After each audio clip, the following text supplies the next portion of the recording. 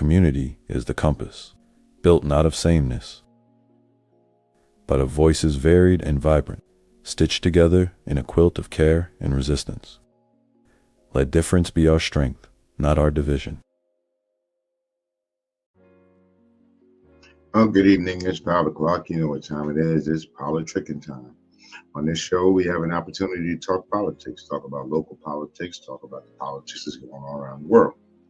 Usually we start the show off, and always we try to start the show off by being grateful for something. Well, this weekend I got an opportunity to go hang out with the ladies at the NCNW. And the one thing I can say is those ladies, they're about doing something, not just talking about doing something. They're about doing something. I was very impressed from what I saw and what I heard. So that was me for the weekend.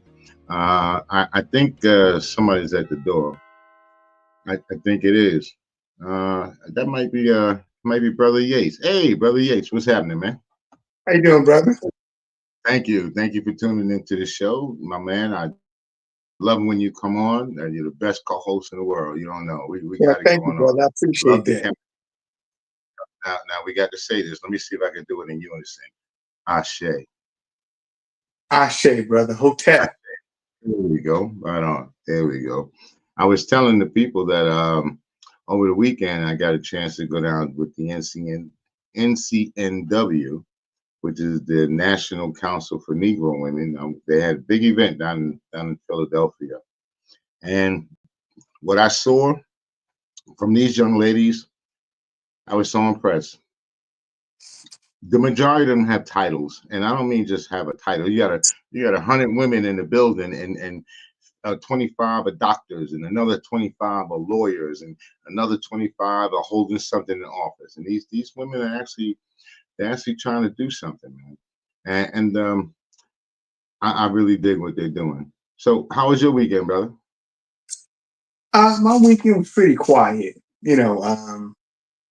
Did a little work here and there, right? Extra pocket cash because I got one in college, and the cost of tuition goes up every year. They never come down. It only heads in one direction. So, my weekend was quiet.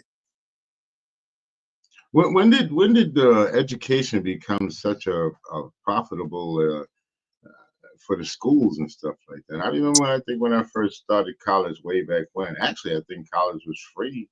Mm-hmm. If I remember, if you were going to a 2-year college, I remember that was free. I think they brought that back in New York. But when did it become so expensive? When did it become such a cash cow for the educators? I think that the problem is, they talk about the separation of church and state. There should be a separation between government and corporate America, because when the two get together, what happens is it's an unholy alliance that only impacts negatively the American people. So you talk about education, right? Basically, the banks, the lending institutions, and basically the colleges and universities can pretty much charge whatever they like. And there's really no regulation, right? The government deregulated, I think in about 1978, government got out of regulatory business. So they have all these companies that charge whatever. In the books in New York, they'll come out the law books. It is illegal to charge someone 25% or above in interest. And now if you look at some of these credit cards, they're charging you only 30%. That's very true, man. Criminal act. And now today, it's accepted, right? Fleece the American people. Make as much as you can. Lie to the American people and they'll fill your pockets.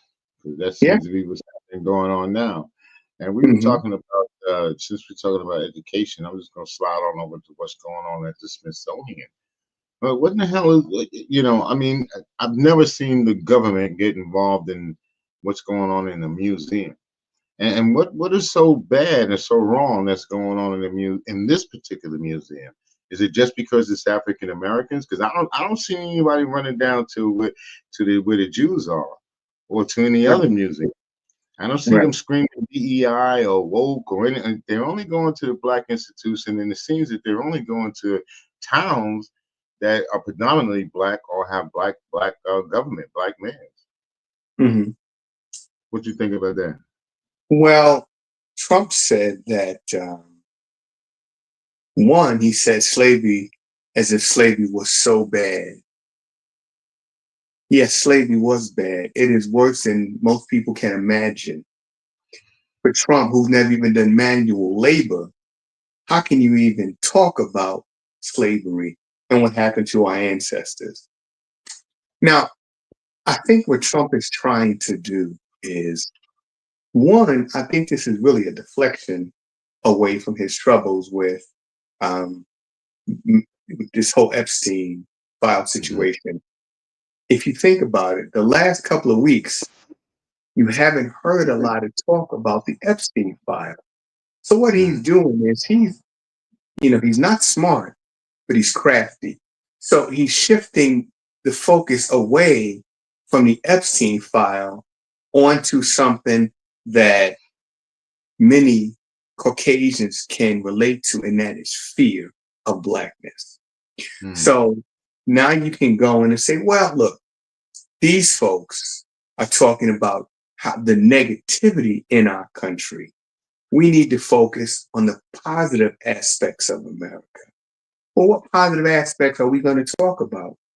Hmm. America right now is a country under siege. You have National Guard troops in the city of DC. Why? The mayor said that crime is down. He's also talking about sending National Guard troops into Baltimore. Right. Again, specifically, Chicago. is down.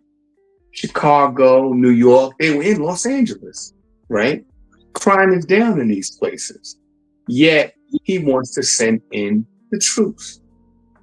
Not that there's a need for it, because if there was, the governor could call for the assistance. Hmm. Why would it have to be the president who doesn't reside in that state? So this is what the president does. He tells the people, this when he gets on the air, he pretty much tells the people, you need us. We're going to come down there and protect you. You have a liberal governor, so he's lying to you, and he's lying to the people about the crime rate. And and actually, that's what Trump is doing. He's lying about the crime rate. He's inflating what's there, all the numbers. He just, I don't know. I guess he pull them out the back of his neck, like with the medical prices, bringing down the medical prices. What was it, 1,500%? So I guess this is where he getting his crime numbers from too. The same place he's getting those numbers there from. And remember, I told you before we talked about this on the air, man. This guy wants martial law, man. I mean, I know it may be a distraction and a deflection, but if he gets his way with martial law, it's not really going to matter. Well, essentially, we're under martial law now. When you see troops in major U.S. cities, that is essentially martial law, just without the declaration. But that's exactly what's happening, right? Hmm. Um, he hasn't declared it as yet, but I think that is something he's holding until we get closer to the midterm elections. If the numbers have not improved dramatically for the Republicans, considering the gerrymandering and redistricting, if Hmm. still those numbers are not in a range that would suggest they can hold the Senate and hold the House, then I think that he will declare martial law and essentially say, well, it's too dangerous to go out in the streets. It's too dangerous to hold an election right now. Hmm. But I can see that happening. I mean, I've said that. Well, he sent the troop out. What it was some type of ruling back from the 1700s about invasion and whatnot. So if the country is being invaded, then you can send military troops out on U.S. soil. But there's no invasion here. You know, Well, listen, I talked to some people, and they swear that the migrants, and they still swear that the migrants or the illegals, they're dangerous. I I mean, with all of this stuff that's going on, with all of the Hitler regime being reborn, you still got these people, man, out here that are much in denial. I'm telling you, I was talking to a woman and we were talking about the migration situation. And I said, well, because of what's going on with the migrants, we're going to end up paying more money at the groceries when we go to buy, especially fruits and vegetables, because there's not enough workers out there. So she says, well, there are enough legal people here that will go out to do the farming. And I told her, I says, well, those legal people, as you call them, they're also being arrested. So they're not coming to work. And she didn't believe me. So this is what we're getting back from the average American, is that the MAGA people anyway, the hardcore MAGA people, is they don't believe anything you tell them. They don't believe anything you put in front of them. Doesn't matter. So that's the other thing you got to combat. Well, they're not going to let facts cloud their lack of judgment, right? Mm-hmm. That's not going to happen. These are the people that when Trump said I could shoot someone in the middle of Fifth Avenue and not lose a vote, that's what he was talking about. That hardcore base that no matter what. And, they've asked people, they've conducted surveys, and they said, if it is found out that Trump is, in fact, in the Epstein files, would that change your perception? And many of them said no. Now, you want to know who's in the Epstein files. You want people brought to justice for all these horrible things that have been done to children. But if it's Trump who did them, then it doesn't matter. Yeah, which is the height of hypocrisy. It's the height of hypocrisy to say, well, if it's the Democrats, then they should be punished to the full extent of the law. But if it's Trump, then you know what? We don't really need to go any further in terms of legalities, in terms of, having somebody brought to justice. We don't need to have a trial. We need to have an investigation because it's Trump. And we're not going to have an investigation because it's Trump. He's going to call it a witch hunt like he normally does. He's going to slip and slide and get out of it like he normally does. But in the interim, we got to deal with the troops in the streets. We got to deal with the inflated prices at the grocery store because of the tariffs that have been put on. I've been shopping lately and the prices are going up. They're not going down. Okay. And then he's still trying to do another distraction by trying to get the Nobel Peace Prize, by trying to stop these wars or trying to do whatever he's trying to do over there to make himself look like the good guy, or make him look like he's the big negotiator, the big deal maker, and he's going to get these wars ended. It's not happening, man. You saw what they did in the Gaza lately? Well, Israel just bombed the hospital. I think it was yesterday, right? Mm-hmm. And killed some journalists. They killed some journalists. And, Israel is systematically targeting these journalists. This is not by accident. Mm-hmm. Israel knew full well that there were journalists in that hospital, right? And they targeted these journalists. Why? Because if you look at it, right, Israel has been getting a great deal of bad press.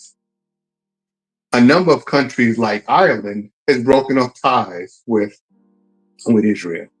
And there are other countries also talking about the same thing, breaking off ties, political, social, and economic ties with Israel. So because of that, Israel is retaliating against the threat by systematically targeting, those who would get the message out of the Palestinians that, look, there is famine, in Gaza. This is a genocide. This is not a war. And again, I've said this from the time it happened, nearly 2 years ago, 3 years ago, when this alleged attack happened.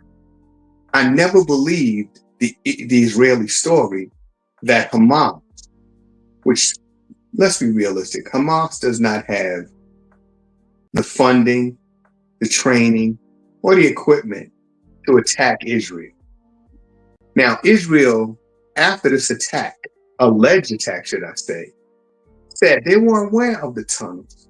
You mean you're aware of tunnels that can bring arms and, combatants into Gaza, into Israel, and you did nothing to further investigate if there were people coming into the country, if they were armed? A lot of these so-called terrorist organizations, if you do the research and follow the money, you'll find that a lot of them are funded by Israel, by the United States, and by some of these colonial powers in Germany, in Europe. Mm-hmm. So, you've got to have an enemy. You have to justify this overinflated U.S. military spending. The budget is out of control. How do you say we need more money for research and development, more money for advanced weaponry when we don't have an enemy? So we keep manufacturing enemies. All right. Well, that music is telling us we're going to have to be right back because we do have to pay bills around here. So stay tuned. Hang tight. Hi, we're Chantel Davis and Brian Davis. We own Willie Mays Place and Legacy Vines Winery, located in Gilbert, Pennsylvania. We're open Wednesday through Saturday for dinner and wine flights and really delicious Southern comfort food. Come and join us. We'll happily seat you, your family. We have a beautiful farm-to-table garden as well as 2 therapy donkeys named Freedom and Friar Tuck that you're welcome to come and visit. Give us a call if you have any questions or would like to make a reservation, and we look forward to seeing you. Yeah, I think I may take a trip down there this weekend, man. I got a taste for some catfish and grits. I hear you. I don't have any plans this weekend, so maybe I might see you down there. Well, maybe. Let me know. Let me know what time you're going to show up, and I'll show up, All right, I'll let you know, brother. And we did an Ashe. Oh, yeah, definitely. All right, let's get back to this monster at arms, as we call him. This. And, remember last week I was telling you, I said, I think he's too dumb to do the stuff that he's doing. He's too ignorant and too dumb. And I'm just wondering who's pulling the strings. And, the Rothschilds were big at one time. Are they still around? Oh, they absolutely are. And, it's not just Trump. All of the U.S. presidents are, the power behind them is the shadow government. I'm talking about the international bankers. I'm talking about corporations like BlackRock. BlackRock has, I think their last financial statement showed these people have $66 trillion in assets. $1 trillion, right? They've absorbed so many other of these companies that, their wealth is unimaginable to the average working class person. Can you imagine $66 trillion? These are the people who are shaping U.S. policy, them and Israel. Because Israel is the only country that will openly commit genocide, openly bomb civilian areas, and then turn around and say, but we're the victim. And this happens on a daily basis, like we just talked about, the attack on the hospital where the journalists were. Israel has, a very active intelligence apparatus. So they knew who was in that hospital. And this was not an accident. I know that some within the Israeli government say, oh, it was a terrible tragedy. In fact, I think it was Netanyahu that said it was a terrible tragedy. Netanyahu has been pushing for this for decades, pushing for the expansion of Israel to what is called Eretz Israel or Greater Israel. And they want to absorb countries like all of Gaza, Syria, Lebanon. They want to go as far as Saudi Arabia because Israel, or the country that's called Israel, every year they invite back Jews from all over the world to come back to Israel. And because of that, they need more land to build settlements. They need sources of fresh water. They need to build their infrastructure, their industries, right? So that when people come, they can find jobs in Israel.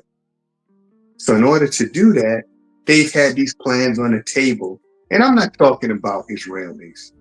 I'm talking specifically about Zionists. And there's a difference between Israelis and Zionists.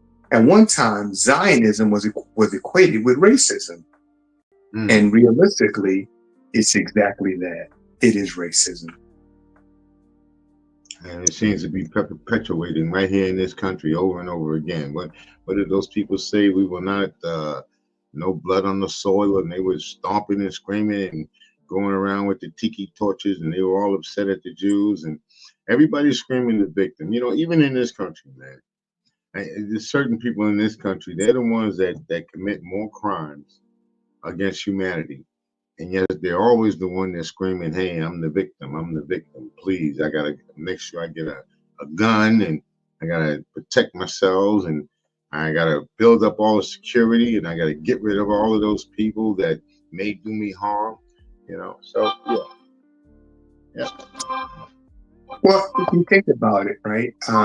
Just look at our president.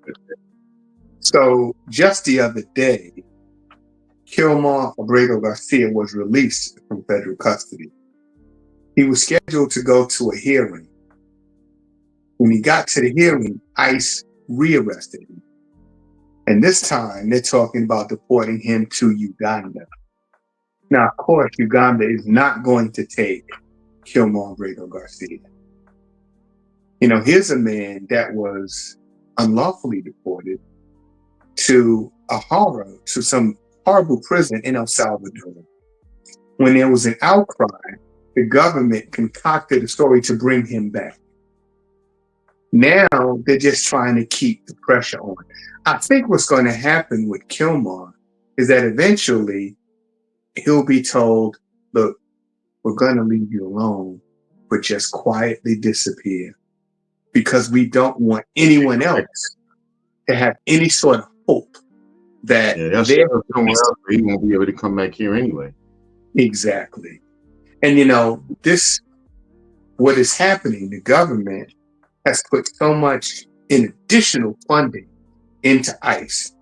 And as a result, the government is expecting more and more roundups, more and more people to be deported. In fact, I was reading something about a woman, I think she's from Massachusetts. Her name is Jemmy Jimenez Rosa. She came back into the country, which she's been a legal resident for 33 years. Came back into the country, and she was detained by ICE on a misdemeanor marijuana charge from 22 years ago that was adjudicated 2 decades ago. So why would you want to detain her from something that happened back in the early 2000s? And his case has already been closed. You know, now Trump said we're going to get out the worst of the worst, the criminals, right? I mean, that being the case, Trump would have to leave, and many of his family members. But he's got to feed his beast. That's what they're doing. He's feeding the beast by going out and arresting all of these people, even with the little misdemeanor crimes and BS. He's just feeding his base. That's what he's doing. Feeding the lions, giving them something to eat. And like he was just saying, that most of the people that were supposed to have been arrested were people that were illegals. But according to from what I could say, certain people in this country, they were all illegals. It's the same what they did with us, man. They did the same kind of nonsense with us, man. You know, at one point, everybody was, what they say, poor black, rich black, you still black. Okay, educated black, or dumb black, you still black. So with them, it's the same thing. If you're a migrant, they don't care. We did the film. It wasn't that long ago. We did a little skit. We did a clip. The Mexican father and the 3 Marine Corps sons, and he had been living here 20 years or so, still waiting for his papers to come, because I don't think people realize how long it takes to get the citizenship. It's not like you come in and you say, hey, boom, next week you got it. It takes longer to get that than it does your driver's license and any other form of ID. You know, it takes a long time to get that citizenship. So what are you supposed to do in the interim? Well, you know what? A couple of things. One, we forget that this country has always imported either free labor or cheap labor. And when the economy begins to falter, we turn around and point the finger at those who came here to do the free or the cheap labor, right? And here's something important I think we need to keep in mind as Black people. Eventually, they will stop, right? They will stop rounding up brown people. Well, who do you think's going to be next on the list? That's right. Because, let's be realistic. Yes, there are, millions of undocumented people in this country. But at the rate things are going, right, those numbers are dwindling. Less people are coming here out of fear of being deported.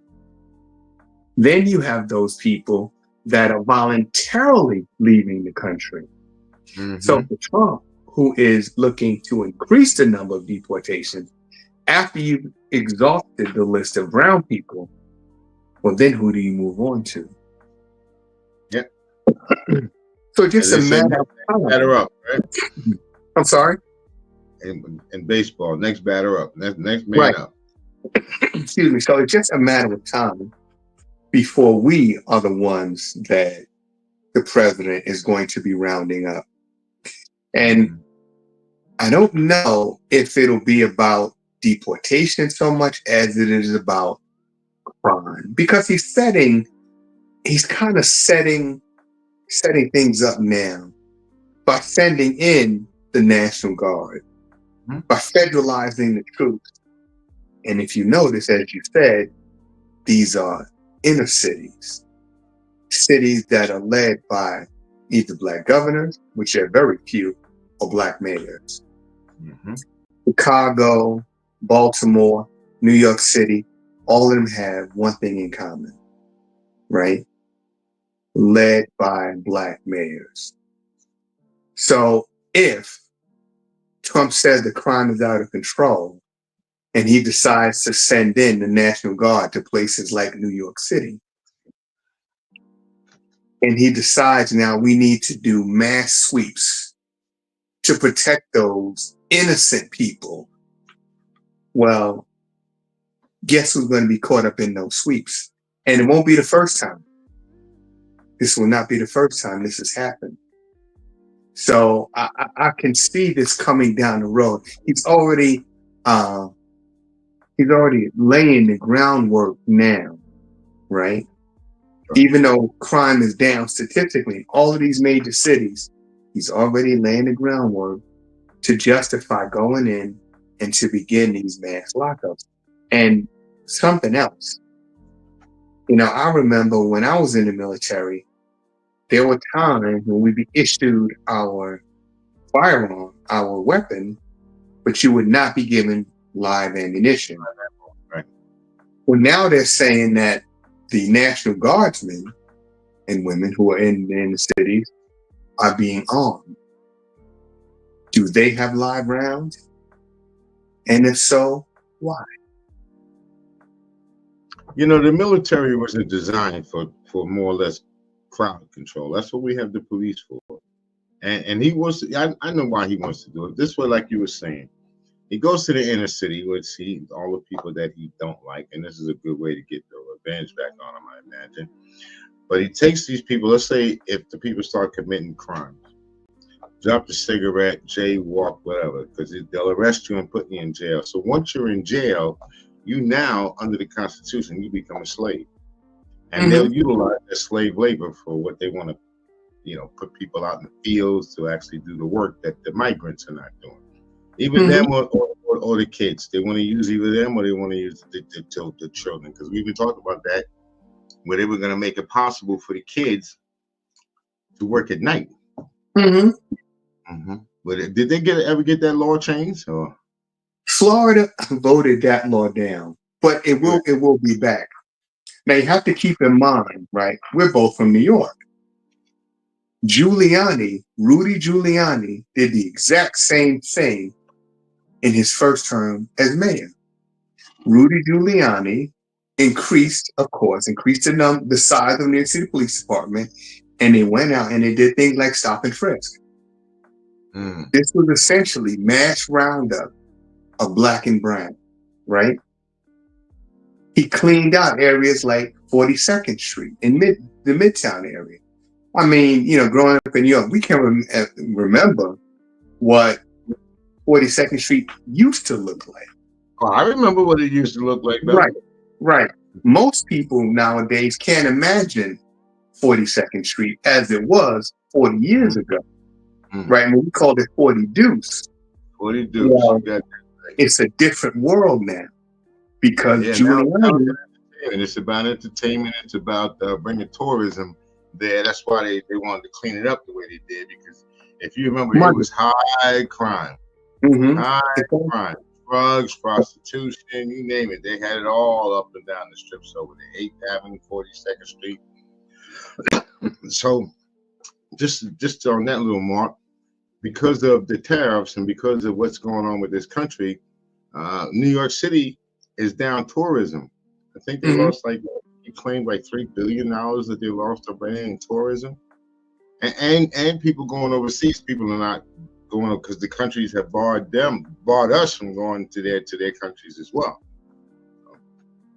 Well, and all the countries that he barred from coming here, that's a lot of tourism loss, a lot of money. There's so much money that's being lost, so much money that's being spent, like on, let's say, the military, and they're taking the money. This money is taxpayers' money, and they're using the money for those things. Get people out the country, send them to El Salvador, all of those things. But you say the kids are hungry here, and let's take care of the kids. Nope. You say let's educate the people with real education, true facts. Nope, can't do that. So we can't take care of our own American citizens the way that we should. And all they're doing is just taking money out of our pockets, man, and lining their own pockets with us and keep giving us some old BS stories. I don't understand it, man. Well, they do it because it works, right? They play to a certain fear that is prevalent amongst, our Caucasian fellow American, right? They talk about how we want our country back. Well, when did it become your country? That's number one. And number two, under this doctrine of manifest destiny, if you listen to people like the Heritage Foundation, or you listen to some of these right-wing Christian organizations, they're basically saying that God gave them this country. Well, if God gave it to you, how can some migrants take it away from you? So clearly, that's not what happened, right? But they constantly play on these fears, and it works. I was talking to somebody today, and he was talking about these cities and how these cities are out of control in terms of crime. Well, how would you know if you've never been to these cities? Because Trump told them so. Exactly. And because of that, people are easily led to believe, well, we need the National Guard in these cities. So basically what's happening is the American people are basically complicit in the military takeover of this country. We say we don't want a king. What is that? They're giving up their freedoms for security, for safety. That's what they're giving up. And that's what happened after 9/11. That's what happened after World War II, right? That's what happened after 9/11. And anytime the government takes away freedoms or your rights, they never give them back. Oh, hell no. After 9/11, we were told, well, now to get on the plane, you basically got to strip naked. So what they're doing now is, if you will buy something like pre-screen, right, or pre-check, or global, now you don't have to take off your shoes, you don't have to take off your belt, but it's going to cost you $100, right? So the government is monetizing airport security. And not only that, I would tell people that form that you fill out, read the fine print, because you're not going to believe the amount of rights that you give away so that you can get on the airplane first, or go to security without having to be checked. You sign over a lot of your rights, man. They don't even understand it. When you sign that form, these people are allowed to. You give them the right to check your email. You're given the right to monitor your phone calls. You turn over your life to these people, Well, and people sign. Yeah. but this is something that the government has been doing for some time now. After 9/11, they built these NSA centers, mostly out west. And what they do is they capture data. And we're not talking about data from foreign countries. We're talking about they're listening to phone calls of Americans. They're monitoring email. They're monitoring purchases. They're monitoring the amount of money you send via Zelle or Cash App, whatever form of sending money you use, electronic transmission. They're monitoring all of that. Because the government knows that at some point there's going to be an uprising. There's going to be a backlash. And that's another reason why we have the troops in the inner cities, because it is coming, right? You can only, if you take a mouse, and a mouse instinctively is going to run from you. But if you put that mouse in a corner where there's no avenue of escape, that mouse will attack. I feel the same way you feel, brother. I feel that's what we're coming to, man. Yeah, they're definitely pushing the envelope. Like a lot of people may feel, well, it's okay for us to have these troops on here until it starts to affect them. Okay? They feel safe now until they don't feel safe anymore. Until it becomes a crime just to walk across the street. Right. Okay? And we're just about there, right? And for the MAGA faithful, well, there were a lot of MAGA faithful 8 months ago, right? Who now are realizing the amount of damage these economic policies are having, not just on Black and brown, but on them. The people that supported Trump, the people that bought his gold-plated sneakers, bought his hats, bought his t-shirts, bought his watches, right? Believing that Trump was going to turn things around. Oh, he turned them around, all right. In fact, he turned them upside down. So now you have these same people on social media talking about the losses. Say if they're farmers, they can't get loans. They lost their labor force. And now they're saying, why? Why did I do this? Well, you had your reasons. And a lot of it, right? A lot of the reason, whether they want to admit it or not, is rooted in skin color.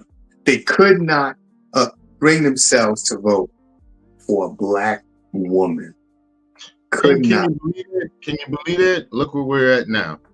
Because of the prejudices and because of the misinformation that was put out there, the lies that were told, look at where we're at now. And they're still pretty much lying to us.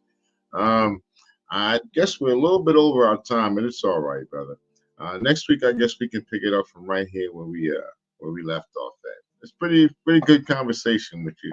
Thanks you for having it. You cleared up a couple of things for me, and I hope you cleared up. I'm glad I was able to help, brother. I hope we cleared up some things for the viewing audience. But now, as well as we say ashe, I got a little something that I like to say especially to us Black people out there. You can't be Black and I'm proud and be a nigga too. So check that one. That's true. That's true. All right, brother. Till next week, I say peace. I gotta learn how to say peace in Swahili. Peace.